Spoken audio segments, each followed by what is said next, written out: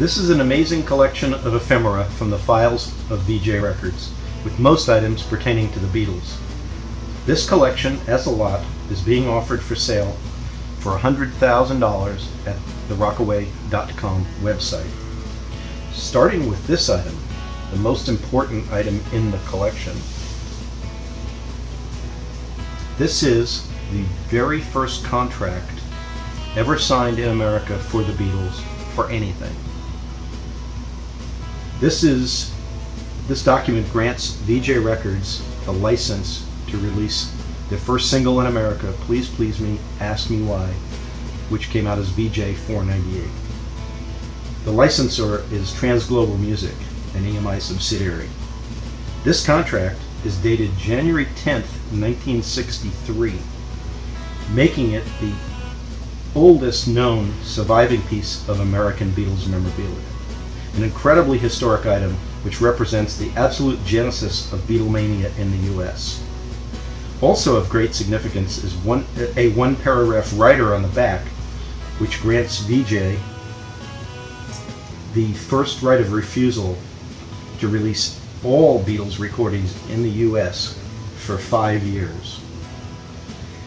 Had Vee Jay not breached this agreement by failing to pay royalties on time, they would have released every Beatles record through Sgt. Pepper instead of Capitol Records, and history would have been quite different indeed. There were many lawsuits between Vee Jay, Capitol, Transglobal, and Beechwood, which were eventually settled on April 9th, 1964. This document, right here,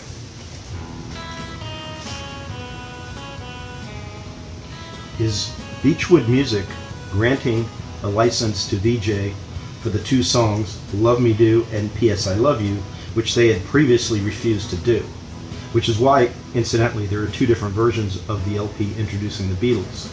Because when they first put it out, they didn't really own the rights to Love Me Do and P.S. I Love You, so they reconfigured the album and replaced those tracks with Please Please Me and Ask Me Why. So after this document was signed, which is April 9th, 1964, Vee Jay put out those two songs as a single, which was released on their Tolly label. This contract, which is actually 6 pages long, is the final agreement which settled the lawsuits between Vee Jay, Capitol, and Transglobal, and it's signed by the heads of each of these companies, including Randy Wood from Vee Jay. And this is also dated April 9th, 1964, and it grants Vee Jay the right to issue any Beatles records that are already in their catalog, which is this list right here that is in the contract, until October 15th, 1964. After that, all the rights were then transferred to Capitol Records. Now this binder contains all the other items in the collection. What you see here is a telegram which is dated January 10th, 1964, and it asks a record distributor to buy as many copies as they can of the Introducing the Beatles LP and the Beatles and Frank Ifield on Stage LP, because they're going to be big sellers. But what they're really trying to do is to get all these distributors to buy the album as soon as they can, because they knew that at any time they were about to be sued by Capitol. And these were sent to different distributors all across the country, and there are over 20 of those telegrams in this binder right here. These are telegrams regarding Capitol's rights or Vee Jay's rights to sell or not sell Beatles records. When you continue through the binder, there's tons of invoices, correspondences, new release sheets, more telegrams. Pretty much everything has to do with Beatles records in some capacity. This is an interesting item right here. This is the deed of gift from the Library of Congress, because Vee Jay had donated a copy of the Beatles and Frank Ifield on Stage. And this is their thank you letter.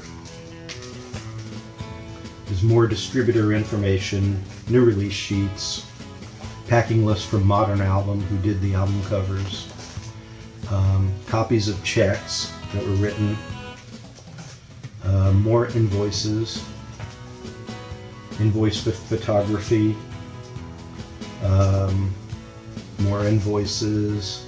There's a lot of stuff here. This telegram, and there's a bunch of these in here, is telling one of the manufacturers to stop making Beatles records and destroy all the parts because they no longer own the rights. Vee Jay no longer owns the rights to them. And this telegram, of course, is dated October 15th, 1964, which is the last day they could legally sell Beatles records.